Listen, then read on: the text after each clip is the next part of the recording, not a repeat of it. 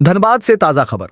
रामकनाली के केशलपुर मुंडा धौड़ा में 52 परिवारों के जर्जर मकानों को तोड़ने का काम जोरों पर है। बीसीसीएल प्रबंधन की 15 सदस्यीय टीम नागदेव यादव और सतीश विद्यार्थी के नेतृत्व में पेलोडर और ट्रैक्टरों के साथ पुराने मकानों को हटा रही है। इन परिवारों को कुमारीजोर और 4 नंबर खदान के पास चिन्हित जमीनों पर नए घर बनाने में मदद दी जा रही है। पुरानी ईंट और सामग्री का उपयोग नए निर्माण में हो रहा है। ओपी प्रभारी संतोष कुमार रवि ने परिवारों से जल्द घर बनाने की अपील की। यह कदम सुरक्षित भविष्य की ओर एक सकारात्मक पहल है। बोकारो से एक ऐतिहासिक क्षण की खबर। 31 वर्षों तक बिजली उत्पादन करने वाले बोकारो थर्मल पावर प्लांट के यूनिट 2 को शुक्रवार को पूरी तरह जमींदोज कर दिया गया, जो अब इतिहास बन चुका है। 1986 में शुरू हुई इस 630 मेगावाट क्षमता वाली प्लांट की यूनिटें पर्यावरण मानकों और कोयला खपत के कारण 2017 से 2021 तक बंद हो गईं। 2 साल बाद इसे स्क्रैप घोषित कर 300 करोड़ का कटिंग कार्य हैदराबाद की राधा स्मेल्टर्स को सौंपा गया। कंपनी ने प्लांट की अधिकांश कटिंग पूरी कर ली, लेकिन 180 मीटर ऊंची चिमनी बाकी थी। सुबह 10 बजे ड्रिल मशीन से कटिंग शुरू होते ही ऊपरी हिस्सा धड़ाम से गिर पड़ा। कर्मी भागे और सैकड़ों लोग मोबाइल से वीडियो बनाते रहे। दोपहर बाद बाकी हिस्सा भी काटा गया। शाम 5 बजे पूरी चिमनी ढह गई। 3 नंबर चिमनी का काम जारी है। झारखंड की राजनीति में एक बड़ा बदलाव। रिटायर्ड आईएएस अधिकारी अवध नारायण प्रसाद ने रविवार को कांग्रेस का दामन थाम लिया, जो राज्य में पार्टी के पंजे को मजबूत करने वाली खबर है। उनके साथ नेत्रहाट स्कूल के पूर्व शिक्षक डॉक्टर प्रसाद पासवान और दर्जनों अन्य लोग जैसे ललन कुमार पासवान, ओम पासवान, प्रोफेसर शेखर मल्लिक और ब्रजकिशोर राय शामिल हुए। प्रदेश कांग्रेस अध्यक्ष केशव महतो कमलेश ने उन्हें सदस्यता दिलाई और डॉरी पासवान को नेशनल एजुकेशन कांग्रेस का प्रदेश अध्यक्ष बना दिया।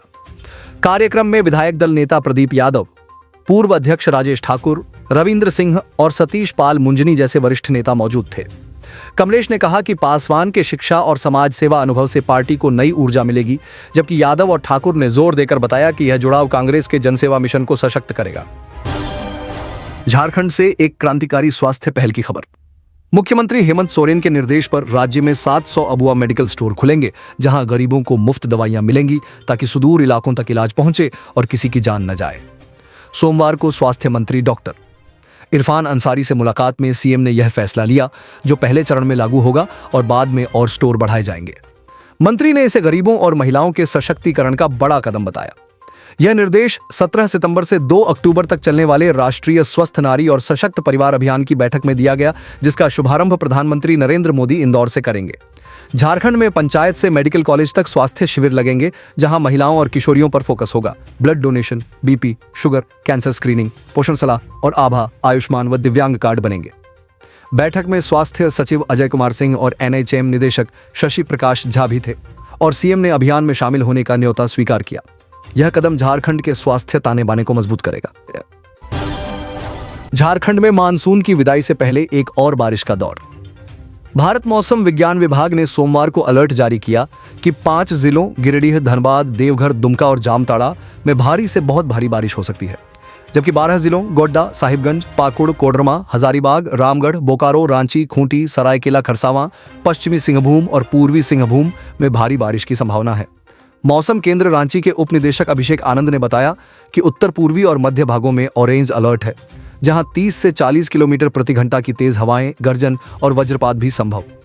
पिछले 24 घंटों में दुमका में सबसे ज्यादा 152 मिलीमीटर बारिश हुई, जो सामान्य से 187% अधिक है और पूरे राज्य में अब तक 20% अतिरिक्त वर्षा रिकॉर्ड। अगले 24 घंटे में अधिकतम तापमान 3 से 4 डिग्री गिरेगा, लेकिन बंगाल की खाड़ी के साइक्लोनिक सर्कुलेशन से बारिश जारी रहेगी। राजस्थान से मानसून की वापसी शुरू हो चुकी है, लेकिन झारखंड में अभी राहत नहीं। सतर्क रहें, बाढ़ जैसी स्थिति से बचाव करें। झारखंड से एक महत्वपूर्ण खबर। झारखंड हाईकोर्ट की पूर्ण पीठ ने नियुक्तियों में जाति प्रमाण पत्र को लेकर बड़ा फैसला सुनाया। कोर्ट ने स्पष्ट किया कि नौकरी के लिए विज्ञापन की तारीख के बाद जारी जाति प्रमाण पत्र मान्य नहीं होगा। ऐसे अभ्यर्थियों को आरक्षण का लाभ नहीं मिलेगा और उन्हें अनारक्षित श्रेणी में माना जाएगा। मुख्य न्यायाधीश तरलोक सिंह चौहान, जस्टिस आनंद सेन और जस्टिस राजेश शंकर की खंडपीठ ने 44 याचिकाओं पर सुनवाई के बाद यह निर्णय दिया।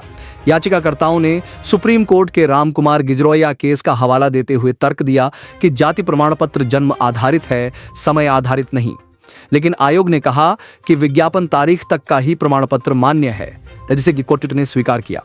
कोर्ट ने यह भी कहा कि सुप्रीम कोर्ट का उक्त आदेश सभी मामलों पर स्वतः लागू नहीं होता और जेपीएसएससी व जेएसएससी को प्रमाण पत्र की शर्तें तय करने का अधिकार है। यह फैसला नियुक्ति प्रक्रिया में पारदर्शिता को मजबूत करेगा। नमस्कार। झारखंड से एक बड़ी सफलता की खबर।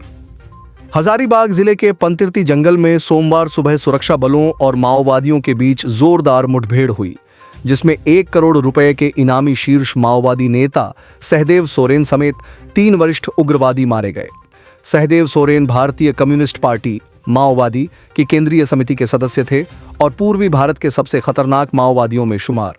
उनके साथ 25 लाख इनामी बिहार झारखंड विशेष क्षेत्र समिति के सदस्य रघुनाथ हेम्ब्रम उर्फ चंचल और 10 लाख इनामी क्षेत्रीय समिति के सदस्य बिरसेन गंजू उर्फ राम खेलावन भी ढेर हो गए। विशिष्ट खुफिया जानकारी पर कोबरा बटालियन, गिरिडीह और हजारीबाग पुलिस की संयुक्त टीम ने गिरिडीह बोकारो सीमा के टाटीजरिया थाना क्षेत्र के करंडी गांव में सुबह 6 बजे यह अभियान चलाया। मुठभेड़ के बाद तीनों शव बरामद कर लिए गए, साथ ही 3 AK-47 राइफलें जब्त हुईं। जंगली इलाके में तलाशी अभियान जारी है, जो माओवादी नेटवर्क को बड़ा झटका है। नई दिल्ली से एक महत्वपूर्ण अपडेट। केंद्रीय गृह मंत्री अमित शाह ने सोमवार को दावा किया कि झारखंड के बोकारो क्षेत्र से नक्सलवाद का पूरा सफाया हो गया है और जल्द ही पूरा देश इस समस्या से मुक्त होगा। उन्होंने एक्स पर पोस्ट कर बताया कि हजारीबाग जिले में सीआरपीएफ की कोबरा बटालियन और राज्य पुलिस की संयुक्त टीम ने नक्सल विरोधी अभियान में बड़ी सफलता हासिल की। इसमें 1 करोड़ रुपए के इनामी कुख्यात कमांडर सहदेव सोरेन उर्फ परवेश समेत 3 शीर्ष माओवादी मारे गए। सोरेन प्रतिबंधित भाकपा माओवादी की केंद्रीय समिति का सदस्य था। उनके साथ 25 लाख इनामी रघुनाथ हेम्ब्रम उर्फ चंचल और 10 लाख इनामी बीरसेन गंजू उर्फ राम खेलावन भी ढेर हो गए। शाह ने कहा कि इस ऑपरेशन से उत्तरी झारखंड का बोकारो क्षेत्र नक्सल मुक्त हो गया और उनका लक्ष्य 31 मार्च 2026 तक देश को नक्सलवाद से आजाद करना है। यह सफलता सुरक्षा बलों की दृढ़ता का प्रतीक है। झारखंड से सरकारी नौकरियों के लिए एक सुनहरा अवसर। झारखंड लोक सेवा आयोग ने विश्वविद्यालयों में गैर शिक्षण पदों के लिए अधिसूचना जारी की है। विज्ञापन संख्या 9/2025 के तहत कुल 23 पद भरे जाएंगे। इसमें 2 रजिस्ट्रार, 9 वित्त अधिकारी, 8 परीक्षा नियंत्रक, 2 उप रजिस्ट्रार, 1 शारीरिक शिक्षा का उपनिदेशक और 1 सहायक रजिस्ट्रार शामिल हैं। योग्य उम्मीदवार जिनके पास मास्टर्स डिग्री या एमफिल पीएचडी है 18 सितंबर से 8 अक्टूबर 2025 तक jpsc.gov.in पर ऑनलाइन आवेदन कर सकते हैं। आवेदन शुल्क अनारक्षित ईबीसी ओबीसी बिस ईडब्ल्यूएस के लिए 600 रुपये और SC/ST के लिए 150 रुपये है। शैक्षणिक योग्यता, आयु सीमा, वेतनमान और अन्य विवरण अधिसूचना में उपलब्ध है।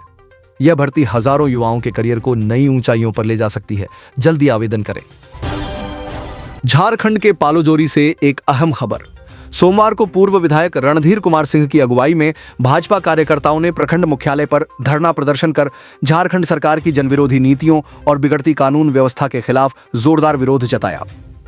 कार्यकर्ताओं ने राज्यपाल के नाम 16 सूत्री ज्ञापन सौंपा, जिसमें सूर्या हांसदा के कथित फर्जी एनकाउंटर की सीबीआई जांच, गौ तस्करी पर रोक, मैया सम्मान योजना में हटाए गए 10 लाख से अधिक महिलाओं के नाम फिर से जोड़ने, बालू घाटों को कमर्शियल बनाने के फैसले पर पुनर्विचार और किसानों के लिए यूरिया कालाबाजारी रोकने जैसी मांगें शामिल हैं। इसके अलावा विधवा, वृद्धा और दिव्यांगों की पेंशन 2500 रुपये करने, अवैध बांग्लादेशियों पर SIR लागू करने और असंगठित मजदूरों के पलायन रोकने की मांग भी उठाई गई।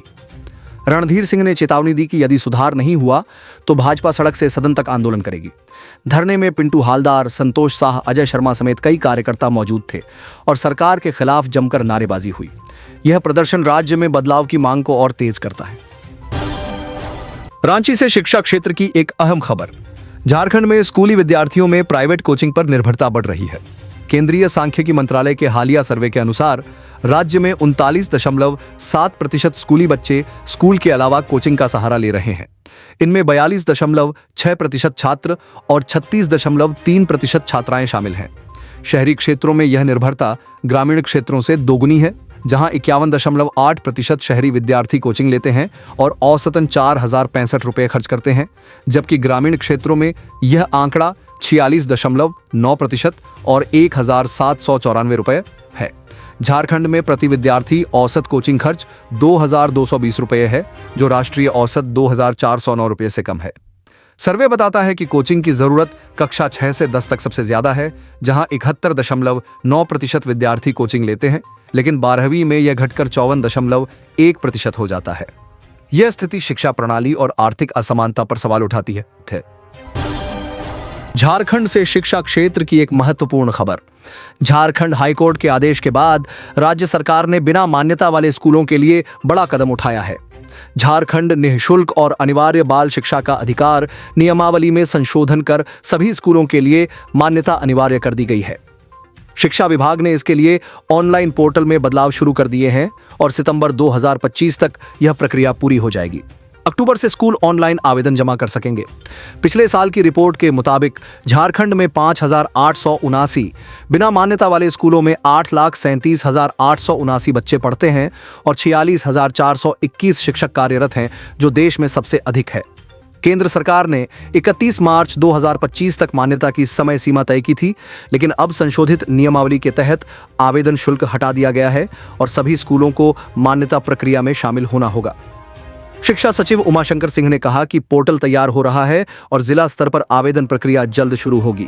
यह कदम झारखंड की शिक्षा व्यवस्था को मजबूत करने की दिशा में मील का पत्थर साबित होगा। सरायकेला खरसावां जिले के ईचागढ़ प्रखंड से एक चिंताजनक खबर। बुदालोंग धादकीडीह गांव में रविवार को दिनदहाड़े दबंगों ने जन वितरण प्रणाली की पीडीएस दुकान पर धावा बोलकर लगभग 80 बोरा अनाज लूट लिया, जिससे इलाके में दहशत फैल गई। दुकान का संचालन करने वाली मनमोहिनी महिला समिति के सदस्यों के अनुसार आमटांड गांव के किशोर उरांव, सुखराम उरांव, शिवशक्ति उरांव, अतुल गोप, भूतू उरांव, सीताराम उरांव और जगदीश उरांव ने हंगामा मचाते हुए बिना पंचिंग के अनाज की बोरियां उठा लीं। साथ ही ई-पोस मशीन, वजन मशीन और बिक्री रजिस्टर भी ले गए। समिति की अध्यक्ष सावित्री देवी और सचिव गीता उरांव ने प्रखंड आपूर्ति पदाधिकारी और थाना प्रभारी को शिकायत देकर दोषियों पर तत्काल प्राथमिकी दर्ज करने और कड़ी कार्रवाई की मांग की, ताकि लूटा अनाज बरामद हो और बाकी कार्ड धारकों को राशन मिल सके। अंचलाधिकारी दीपक प्रसाद ने जांच का आश्वासन दिया है, लेकिन ग्रामीणों में गुस्सा है कि ऐसी घटनाएं सरकारी वितरण प्रणाली के भरोसे को कमजोर कर रही हैं। रांची से राजनीतिक विवाद की एक नई कड़ी। भाजपा प्रदेश प्रवक्ता प्रतुल शाहदेव ने झारखंड कैडर के वरिष्ठ आईपीएस अधिकारी द्वारा व्हिसल ब्लोअर एक्ट के तहत लगाए गए भ्रष्टाचार आरोपों पर राज्य सरकार के रवैये की कड़ी निंदा की है। सोमवार को जारी प्रेस विज्ञप्ति में शाहदेव ने कहा कि सुरक्षा उपकरणों की खरीद में भारी अनियमितताएं हुई, जहां बाजार मूल्य से 4-5 गुना अधिक कीमत चुकाई गई, लेकिन सरकार ने मामले को दबाने की कोशिश की। शुरुआत में महीनों तक आरोपों को नजरअंदाज किया गया, फिर दबाव बढ़ने पर कनिष्ठ आईजी नरेंद्र कुमार को जांच सौंपी गई, जो हास्यास्पद और अनैतिक था। विरोध के बाद एडीजीटी कांडा स्वामी को अध्यक्ष बनाया गया, लेकिन वे लंबे अवकाश पर रहे और अब तक कोई बैठक नहीं हुई।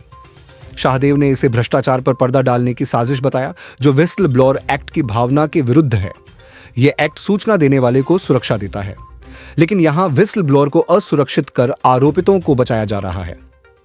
यह घटना झारखंड में शासन की विश्वसनीयता पर बड़ा सवाल खड़ा करती है। झारखंड से पेट्रोल की कीमतों पर ताजा अपडेट। रांची समेत 7 जिलों चाईबासा, कोडरमा, देवघर, दुमका, गिरिडीह और गुमला में पेट्रोल के दाम बढ़ गए हैं। रांची में एक दिन में 1 रुपये 24 पैसे की बढ़ोतरी के साथ पेट्रोल 99 रुपये 10 पैसे प्रति लीटर हो गया। देवघर में 38 पैसे, दुमका में 23 पैसे, गिरिडीह में 14 पैसे, गुमला में 40 पैसे, कोडरमा में 12 पैसे और चाईबासा में 70 पैसे की वृद्धि हुई। वहीं जमशेदपुर, सिमडेगा, साहिबगंज, रामगढ़, पाकुड़, हजारीबाग, धनबाद, चतरा और बोकारो में पेट्रोल सस्ता हुआ, जहां कीमतें 1 से 61 पैसे तक घटीं। गढ़वा, घोड्डा, लातेहार, लोहरदगा, पलामू और सरायकेला खरसावां में कीमतें स्थिर रहीं।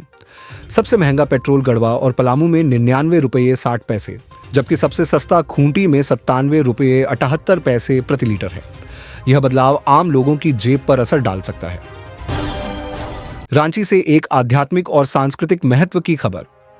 218वें उर्स के पावन अवसर पर झारखंड के मुख्यमंत्री हेमंत सोरेन सोमवार को डोरंडा स्थित हजरत कुतुबुद्दीन रिसालदार शाह बाबा की दरगाह पहुंचे, जहां उन्होंने परंपरा के अनुरूप चादरपोशी की रस्म अदा की। यह दरगाह सदियों पुरानी आस्था का केंद्र है, जहां हर साल हजारों श्रद्धालु सुख समृद्धि की दुआ मांगते हैं। सीएम ने राज्यवासियों के लिए सुख, समृद्धि, अमन, चयन, प्रगति और खुशहाली की प्रार्थना की और मीडिया से बातचीत में कहा कि हर वर्ष की तरह इस बार भी वे बाबा के दरबार में आस्था के साथ चादर चढ़ाने आए हैं। इस मौके पर झारखंड अल्पसंख्यक आयोग के अध्यक्ष हिदायतुल्लाह खान, जाममो के केंद्रीय महासचिव सुप्रियो भट्टाचार्य, रांची जिला अध्यक्ष मुश्ताक आलम और दरगाह समिति के पदाधिकारी भी मौजूद रहे, जिन्होंने भी हाजिरी दी। नगर विकास मंत्री सुदिव्य कुमार ने भी चादरपोशी कर राज्य की उन्नति के लिए दुआ की। उर्स मेला में बारिश के कारण एक दिन बढ़ा दिया गया है और लंगर व कव्वाली से भक्ति का माहौल बन रहा है। यह घटना झारखंड की सांप्रदायिक सद्भावना का प्रतीक है। झारखंड पुलिस ने हजारीबाग में ऑपरेशन चूना पत्थर के तहत एक महत्वपूर्ण अभियान चलाते हुए 3 प्रमुख नक्सलियों को मार गिराया है। इनमें भाकपा माओवादी के केंद्रीय समिति के 1 करोड़ रुपये के इनामी सदस्य सहदेव सोरेन शामिल हैं। इसके अलावा special area commander Raghunath Hembram, जिन पर 25 लाख रुपए का इनाम था, और जोनल कमेटी के सदस्य वीरसेन गंजू, जिन पर 10 लाख रुपए का इनाम था, को भी ढेर कर दिया गया। डीजीपी अनुराग गुप्ता ने कहा कि यह सफलता झारखंड पुलिस के साथ साथ कोबरा, सीआरपीएफ और इंटेलिजेंस की संयुक्त मेहनत का परिणाम है। उन्होंने बताया कि ये नक्सली पूर्व मुख्यमंत्री बाबूलाल मरांडी के बेटे की हत्या में भी शामिल थे और उन पर 183 राइफलों की लूट का आरोप भी है। इस वर्ष जनवरी से अब तक झारखंड पुलिस ने 29 नक्सलियों को मार गिराया है। नक्सलियों के खिलाफ लगातार अभियान चलाया जा रहा है और हर बार जवानों का उत्साह बढ़ता जा रहा है। इतिहास पर नजर डालें तो झारखंड में 1 साल के भीतर इतनी बड़ी कार्रवाई पहले कभी नहीं हुई। यह दर्शाता है कि झारखंड पुलिस नक्सलियों के सफाये के लिए प्रतिबद्ध है। डीजीपी ने यह भी कहा कि इस क्षेत्र से नक्सलियों का सफाया हो चुका है। हालांकि चाईबासा के सारंडा क्षेत्र में कुछ नक्सली सक्रिय हैं। पुलिस उनकी गतिविधियों पर नजर रखे हुए है। झारखंड पुलिस का इंटेलिजेंस नेटवर्क मजबूत है, जिससे हर नक्सली की स्थिति का पता लगाया जा रहा है। जमशेदपुर से आदिवासी अधिकारों पर एक बड़ा ऐलान। झारखंड के पूर्व मुख्यमंत्री चंपाई सोरेन ने रविवार को एक्सएलआरआई प्रेक्षागृह में आदिवासी महादरबार को संबोधित करते हुए टाटा स्टील और राज्य सरकार पर जमकर हमला बोला। उन्होंने स्पष्ट चेतावनी दी कि टाटा कंपनी का लीज नवीनीकरण कभी नहीं होने दिया जाएगा, क्योंकि कंपनी ने आदिवासियों से जमीन ली लेकिन उनके हितों की कभी रक्षा नहीं की। चंपाई ने 22 दिसंबर से भोगनाडीह में भूमि अधिकार आंदोलन की नई शुरुआत का ऐलान किया, जिसमें करीब 5 लाख आदिवासी शामिल होंगे। उन्होंने सरकार को पेसा अधिनियम लागू न करने के लिए नाकाम बताया, जो ग्राम सभाओं को मजबूत बनाता है। नगड़ी हल जोतने की घटना का जिक्र करते हुए कहा कि आदिवासियों ने जीत हासिल की और तिलका मांझी, सिद्धू कान्हू, बिरसा मुंडा की परंपरा को आगे बढ़ाना होगा।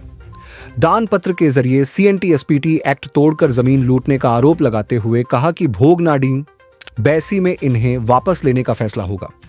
चंपाई ने जोर दिया कि जीवन शैली छोड़ने या धर्मांतरण करने वालों को आरक्षण का लाभ न मिले और स्थानीय भाषाओं में शिक्षा व आस्था केंद्रों की रक्षा पर सरकार को घेरा। पूर्व अधिकारी निशा उरांव ने हाईकोर्ट के पेसा लागू करने के आदेश का हवाला दिया, जबकि प्रो ज्योतिंद्र बेसरा, वकील सुभाशीष सोरेन समेत बुद्धिजीवियों ने समर्थन किया।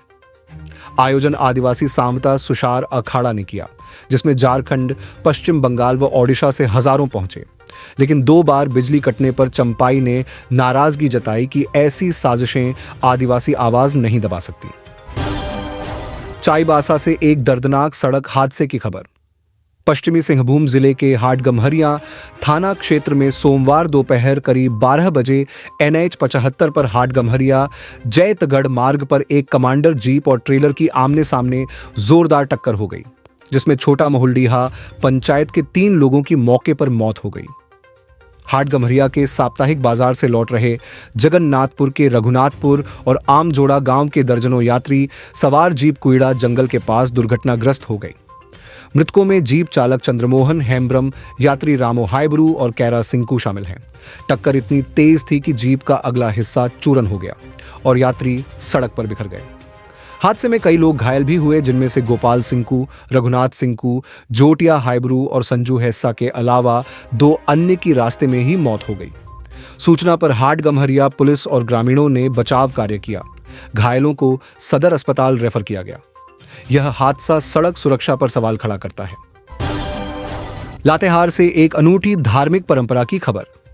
झारखंड के लातेहार जिले में मां उग्रतारा मंदिर में सदियों पुरानी 16 दिवसीय नवरात्रि पूजा की परंपरा इस साल भी सोमवार से शुरू हो गई।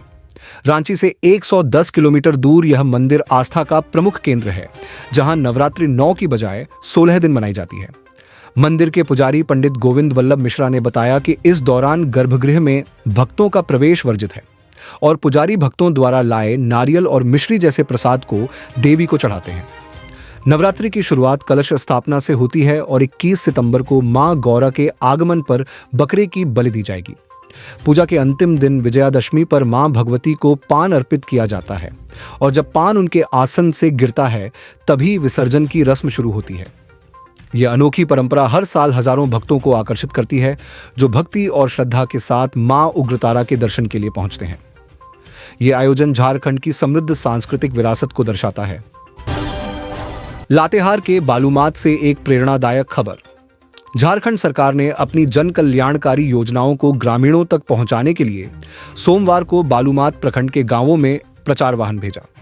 एलसीडी स्क्रीन के माध्यम से बिरसा हरित ग्राम योजना, सावित्रीबाई फुले किशोरी समृद्धि, प्री पोस्ट मैट्रिक छात्रवृत्ति, सोना सोबरन धोती साड़ी, मनिया सम्मान, हरा राशन कार्ड, फूलो झानो आशीर्वाद, मुख्यमंत्री ऊर्जा खुशहाली, पोटोहो खेल विकास और नीलांबर पीतांबर जल समृद्धि योजनाओं की जानकारी दी गई। इनका उद्देश्य गरीब, किसान, छात्र छात्रा, श्रमिक और महिलाओं का सशक्तिकरण है। ग्रामीणों ने इस पहल का जोरदार स्वागत किया, कहते हुए कि इससे योजनाओं के लाभ और पात्रता समझना आसान होगा। यह प्रयास सरकार की जनसेवा के प्रति प्रतिबद्धता को उजागर करता है। झारखंड से यात्रियों के लिए अच्छी खबर। दिवाली और छठ की भीड़ को देखते हुए रेलवे ने रांची से जयनगर, पूर्णिया कोट और आरा के बीच स्पेशल ट्रेनें चलाने का ऐलान किया है। धनबाद होकर रांची जयनगर ट्रेन राउरकेला एक्सप्रेस के रूट से चलेगी, जबकि Ranchi Purnia court train Dhanbad, Asansol, Andal, Rampurhat, Malda town और कटिहार होकर जाएगी। आरा वाली ट्रेन गोमो, कोडरमा, गया, डेहरी और सासाराम रूट लेगी। बुकिंग सोमवार से शुरू होने की संभावना है। मुख्य ट्रेनें इस प्रकार हैं: 08105 रांची जयनगर स्पेशल 18 अक्टूबर से 1 नवंबर तक हर शनिवार रात 9:25 पर रांची से चलकर अगले दिन दोपहर 3:15 पर जयनगर पहुंचेगी। 08106 जयनगर रांची स्पेशल 19 अक्टूबर से 2 नवंबर तक हर रविवार शाम 4:45 पर जयनगर से चलकर अगले दिन सुबह 9:15 पर रांची। 08626 रांची पूर्णिया कोट स्पेशल 17 से 31 अक्टूबर तक हर शुक्रवार शाम 6 बजे रांची से चलकर अगले दिन दोपहर 11 बजे Purnia court. 08625 Purnia court Ranchi special 18 अक्टूबर से 1 नवंबर तक हर शनिवार दोपहर 12:10 पर पूर्णिया कोट से चलकर अगले दिन सुबह 5:45 पर रांची। 08640 रांची आरा स्पेशल 28 सितंबर से 2 नवंबर तक हर रविवार रात 8:45 पर रांची से चलकर अगले दिन सुबह 9:15 पर आरा। और 08630 आरा रांची स्पेशल 29 सितंबर से 3 नवंबर तक हर सोमवार सुबह 10 बजे आरा से चलकर रात 8:45 पर रांची। ये ट्रेनें लाखों यात्रियों को घर लौटने में मदद करेंगी। जल्दी बुकिंग करें।